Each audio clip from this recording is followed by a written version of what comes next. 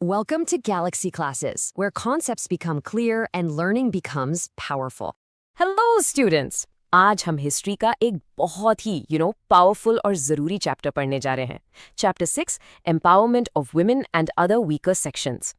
अब ज़रा सोचिए, जब इंडिया आज़ाद हुआ तो क्या देश को आगे बढ़ाने की सारी जिम्मेदारी सिर्फ मेन की थी? ऑफ कोर्स नॉट, बिल्कुल नहीं। हम जानते हैं कि आज़ादी की लड़ाई में वुमेन ने कितना बड़ा रोल प्ले किया था। तो आज़ादी के बाद क्या हुआ? उन्होंने अपने हक के लिए, सोसाइटी को और अच्छा बनाने के लिए क्या क्या कदम उठाए? आइए इस चैप्टर में उनके इन्हीं अमेजिंग कॉन्ट्रीब्यूशंस को और उनके लिए जो लॉज बनाए गए उनको अच्छे से समझते हैं। तो चलिए शुरू करते हैं हमारे पहले टॉपिक से, मैनिफेस्टेशन ऑफ वुमेन पावर। अब ये मैनिफेस्टेशन शब्द का मतलब क्या है? इसका सिंपल मतलब है किसी चीज का सामने आना या दिखाई देना। तो आज़ादी के बाद नारी शक्ति यानी वुमेन पावर कैसे सामने आई, कैसे प्रदर्शित हुई?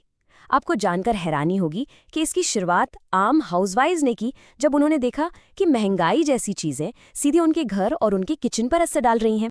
और इसका सबसे तगड़ा एग्जाम्पल है 1972 का लाटने मोर्चा। अब लाटना क्या होता है? सिंपल है, बेलन जिसे रोटी बनाते हैं, द रोलिंग पिन। तो इमेजिन करिए एक सीन, दिवाली का टाइम है, फेस्टिवल सीजन है और अचानक से तेल, घी, रवा, केरोसिन सब चीजों के दाम आसमान पर है। घर का बजट पूरा हिल गया। तो तब सोशलिस्ट लीडर मृणाल गोरे जी के नेतृत्व में मुंबई की हजारों विमेन अपने हाथों में बेलन लेकर सड़कों पर उतर आई। सोचो जरा। और जानते हैं क्या हुआ? ये रोलिंग पिन डेमोन्स्ट्रेशन इतना पावरफुल था, इतना सक्सेसफुल रहा कि गवर्नमेंट को उनकी बात सुननी पड़ी। इस एक मोर्चे ने पूरे देश को ये दिखा दिया कि यूनाइटेड वुमेन की पावर क्या होती। चलिए अब एक और मूवमेंट की तरफ बढ़ते हैं। ये मूवमेंट था कंस्ट्रक्टिव वुमेन पावर का एक बेहतरीन एग्जाम्पल। कंस्ट्रक्टिव मतलब जिससे कुछ अच्छा निर्माण हो, जिससे कोई पॉजिटिव बदलाव आए। और मुझे पूरा यकीन है कि आप सब ने इसका नाम तो जरूर सुना होगा, the Chipko movement. Let's see ये हिट था क्या? द चिपको मूवमेंट ये 1973 में हिमालयाज के फुट हिल्स में शुरू हुआ। देखो, चिपको शब्द का मतलब ये है टू एम्ब्रेस यानी गले लगा लेना। हुआ ये कि जब कमर्शियल यूज के लिए जंगल के पेड़ों को काटा जा रहा था, तो वहां की लोकल वुमेन ने पेड़ों को बचाने के लिए एक बहुत ही यूनिक तरीका अपनाया। वो अपने हाथों से चेन बनाकर हर पेड़ के चारों तरफ खड़ी हो जाती थी, उसे लिटरली गले लगा लेती थी। इस मूवमेंट के बड़े लीडर्स तो चंदी प्रसाद भट्ट और सुंदरलाल बहुगुणा थे, लेकिन इसमें महिलाओं को जोड़ने का, उन्हें ऑर्गेनाइज करने का क्रेडिट जाता है गौरा देवी जैसे एक्टिविस्ट को। और हाँ, ये आइडिया कि विमेन बहुत बड़ा चेंज ला सकती हैं, ये नया नहीं था। देखिए, विनोबा भावे जैसे बड़े लीडर्स भी अपने भूदान मूवमेंट में नारी शक्ति पर बहुत विश्वास रखते थे। अब चलिए थोड़ा आगे बढ़ते हैं। साल 1992 में आंध्र प्रदेश, यहाँ एक और बहुत पावरफुल मूवमेंट शुरू हुआ, द एंटी लिकर मूवमेंट यानी शराबबंदी आंदोलन। और इसकी शुरुआत एक छोटी सी कहानी से हुई।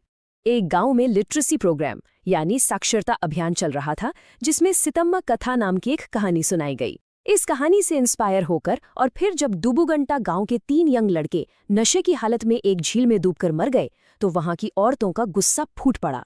सब एक साथ आईं और उन्होंने गांव की एरैक यानी लोकल शराब की सारी दुकानें जबरदस्ती बंद करवा दी। जब ये खबर न्यूज़पेपर में आई तो देखते ही देखते पूरे स्टेट में ये मूवमेंट फैल गया और आखिर में सरकार को एक सख्त एंटी अल्कोहल पॉलिसी लानी ही पड़ी। ये ग्रासरूट्स पावर का एक परफेक्ट एग्जाम्पल है। तो देखिए, एक तरफ तो वुमेन अपने हक के लिए इतनी बड़ी बड़ी लड़ाइयां लड़ रही थी, लेकिन वहीं दूसरी तरफ इंडिया के पॉपुलेशन डेटा में एक बहुत ही चिंताजनक, एक वेरी वरिंग ट्रेंड सामने आ रहा था। सारा इस टेबल पर फोकस करिए। ये है इंडिया का सेक्स रेशियो, यानी 1000 मर्दों पर कितनी औरतें हैं।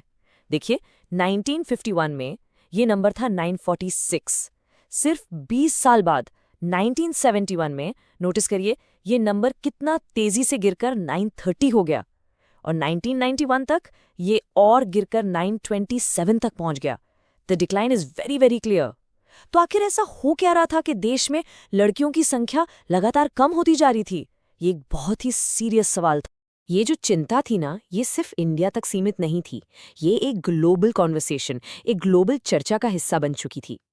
और ये चर्चा अपने पीक पर पहुंची 1975 में। ये साल एक लैंडमार्क ईयर साबित हुआ, क्योंकि यूनाइटेड नेशंस ने इस साल को इंटरनेशनल विमेंस ईयर डिक्लेयर किया था। इसके 3 मेन पिलर्स थे, 3 मेन मुद्दे थे: पीस यानी शांति, डेवलपमेंट यानी विकास, और सबसे जरूरी equality between main and women, यानी स्त्री पुरुष समानता। इसी साल गवर्नमेंट ऑफ इंडिया ने भी एक बड़ा कदम उठाया। उन्होंने एक बहुत ही इंपॉर्टेंट कमेटी बनाई जिसका नाम था the committee on the status of women. इसकी चेयरमैन थी डॉक्टर फूल रेणु गुहा। इस कमेटी का काम क्या था? काम एक ही था, इंडिया में वुमेन की असली हालत क्या है, उसकी रियल सिचुएशन क्या है, इस पर एक डिटेल्ड सर्वे करना। उन्होंने हर चीज़ को स्टडी किया, उनका सोशल स्टेटस, उनकी एजुकेशन, उनकी salary, female main ratio, you name it. और इसी सर्वे के बेसिस पर 1978 में स्त्री मुक्ति संघर्ष समिति ने अपना एक मैनिफेस्टो यानी घोषणा पत्र पब्लिश किया। तो इस रिपोर्ट के आने के बाद क्या हुआ? हुआ ये कि देश में एक नई अवेयरनेस, एक नई जागरूकता फैल गई, और इस अवेयरनेस की वजह से पूरे इंडिया में कई पावरफुल वुमेन्स राइट्स ऑर्गेनाइजेशंस बनाए गए। एग्जाम्पल के लिए प्रमिला दांडेवती जी ने दिल्ली में महिला दक्षता समिति बनाई, कम्युनिस्ट पार्टी ने अखिल भारतीय जनावादी महिला संगठना इस्टेब्लिश की। इतना ही नहीं, SNDT वुमेन्स यूनिवर्सिटी मुंबई और पुणे यूनिवर्सिटी जैसी जगहों पर स्पेशल वुमेन्स स्टडीज सेंटर्स भी खोले गए, जहां वुमेन्स इश्यूज पर अच्छे से रिसर्च होने लगी। इन सभी मूवमेंट्स और बढ़ती हुई जागरूकता का असर सीधा सरकार पर पड़ा। एक प्रेशर बिल्ड हुआ कि वुमेन को प्रोटेक्ट करने के लिए सख्त कानून बनाए जाएं। ये टाइमलाइन आपको कुछ सबसे इंपॉर्टेंट लॉज दिखाती है जो वुमेन्स एम्पावरमेंट के लिए पास किए गए। अब हम इनके बारे में थोड़ा डिटेल में बात करेंगे। चलिए शुरू करते हैं 1961 के डाउरी प्रोहिबिशन एक्ट से। इस कानून ने दहेज लेना और देना दोनों को एक कॉग्निजेबल क्रिमिनल ऑफेंस बना दिया। अब कॉग्निजेबल ऑफेंस क्या होता है? ये एक ऐसा सीरियस क्राइम है जिसमें पुलिस बिना किसी वारंट के सीधे अरेस्ट कर सकती है। ये एक बहुत बड़ा कदम था, लेकिन दुख की बात यह है कि इसके बाद भी दहेज से होने वाली मौतें नहीं रुकी। नंबर्स देखिए कितने शॉकिंग हैं। 1988 में 2209 वुमेन दहेज की वजह से मारी गई, और सिर्फ 2 साल बाद 1990 में ये नंबर डबल से भी ज्यादा 4835 हो गया। इसीलिए 1984 में इस कानून को और भी सख्त बनाया गया। ओके, अब आते हैं एक बहुत ही फेमस और थोड़ी कॉन्ट्रोवर्शियल केस पर। ये था शाह बानो केस ऑफ 1985। सबसे पहले एक वर्ड समझना जरूरी है, एलिमनी। एलिमनी को हिंदी में कहते हैं गुजारा भत्ता। सिंपल वर्ड्स में ये वो पैसा है जो डिवोर्स के बाद एक हस्बैंड को अपनी एक्स वाइफ को उसके खर्च के लिए, उसके मेंटेनेंस के लिए देना पड़ता है। तो इस केस में हुआ क्या था? देखो, स्टेप 1, सुप्रीम कोर्ट ने डिसीजन दिया कि शाह बानो बेगम, एक मुस्लिम महिला, को अपने एक्स हस्बैंड से एलिमनी लेने का पूरा हक है। क्लियर? स्टेप 2, लेकिन कुछ रिलीजियस ऑर्गेनाइजेशंस ने इस डिसीजन के खिलाफ प्रोटेस्ट शुरू कर दिया, बहुत जोर से विरोध किया। और फिर आया स्टेप 3। इस प्रोटेस्ट के प्रेशर में पार्लियामेंट ने एक नया कानून पास किया, मुस्लिम वुमेन्स एक्ट, और इस नए कानून ने सुप्रीम कोर्ट के डिसीजन को यू कुड से रिवर्स कर दिया। चलिए कुछ और इंपॉर्टेंट लॉस पर नजर डालते हैं। 1987 में एक बहुत ही शॉकिंग इंसिडेंट हुआ। रूप कंवर नाम की एक औरत को सती होने के लिए मजबूर किया गया। इसके बाद 1988 में सती प्रिवेंशन एक्ट बनाया गया। इसने सती प्रथा को बढ़ावा देना, उसको ग्लोरीफाई करना, उसे भी एक क्राइम बना दिया। फिर 1993 में आया protection of human rights act. इसने नेशनल ह्यूमन राइट्स कमीशन बनाई जो सबके, मेन और विमेन दोनों के ह्यूमन राइट्स को प्रोटेक्ट करती है। और एक बहुत ही हिस्टोरिक स्टेप था, रिजर्वेशन फॉर विमेन।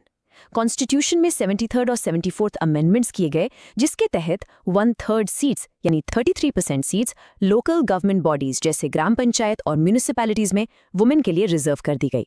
और आपको ये जानकर गर्व होगा कि महाराष्ट्र में ये रिजर्वेशन 50% है। चलिए अब हम चैप्टर के दूसरे हिस्से की तरफ बढ़ते हैं। सिर्फ विमेन ही नहीं, हमारे समाज में कुछ और सेक्शंस भी थे जिनको प्रोटेक्शन और स्पेशल प्रोविजंस यानी खास प्रावधानों की जरूरत थी। यहाँ हम 2 मेजर ग्रुप्स की बात करेंगे, स्केड्यूल्ड कास्ट्स यानी SC और स्केड्यूल्ड ट्राइब्स यानी ST। देखिए, दोनों ही वीकर सेक्शंस हैं, लेकिन दोनों की प्रॉब्लम्स अलग अलग थीं। स्केड्यूल्ड कास्ट की सबसे बड़ी प्रॉब्लम थी अनटचेबिलिटी यानी छुआछूत, जो एक भयंकर सोशल इनजस्टिस था। इसलिए हमारे कॉन्स्टिट्यूशन ने आर्टिकल 17 के जरिए अनटचेबिलिटी को पूरी तरह से खत्म कर दिया और उनके डेवलपमेंट के लिए एजुकेशन और जॉब्स में रिजर्वेशन दिया। दूसरी तरफ स्केड्यूल्ड ट्राइब्स, जिन्हें हम आदिवासी भी कहते हैं, उनकी प्रॉब्लम्स सोशल से ज्यादा ज्योग्राफिकल थीं। वो रिमोट जंगल्स और पहाड़ों में रहते थे, मेन सोसाइटी से अलग थलग। इसीलिए वो आर्थिक और सामाजिक रूप से पिछड़े हुए थे और उन्हें मैल न्यूट्रिशन जैसी प्रॉब्लम्स होती थीं। इसीलिए उन्हें गवर्नमेंट में रिप्रेजेंटेशन दिया गया ताकि उनकी आवाज़ भी सुनी जा सके और वो भी आगे बढ़ सकें। आगे बढ़ते हैं और समझते हैं नोमैडिक और डी नोटिफाइड ट्राइब्स के बारे में। नोमैडिक ट्राइब्स वो लोग होते हैं जो अपने लाइवलीहुड के लिए यानी अपनी रोजी रोटी के लिए एक जगह से दूसरी जगह घूमते रहते हैं। लेकिन ब्रिटिश शासन के दौरान उनके साथ एक बहुत बड़ा अन्याय, अ टेरेबल इनजस्टिस हुआ। 1871 में ब्रिटिशर्स ने कानून बनाकर इनमें से कुछ पूरी की पूरी ट्राइब्स को क्रिमिनल ट्राइब्स घोषित कर दिया। इसका मतलब उस ट्राइब में पैदा होने वाला हर इंसान बाय बर्थ एक क्रिमिनल माना जाता था। सोच सकते हैं कितना गलत था। थैंक गॉड आज़ादी के बाद इस काले कानून को रिपील किया गया, यानी पूरी तरह से हटा दिया गया, और इन ट्राइब्स को डीनोटिफाइड ट्राइब्स की कैटेगरी में रखा गया, और सरकार उनके डेवलपमेंट के लिए स्पेशल एफर्ट्स करती है। फाइनली चलिए समझते हैं माइनॉरिटीज टर्म को।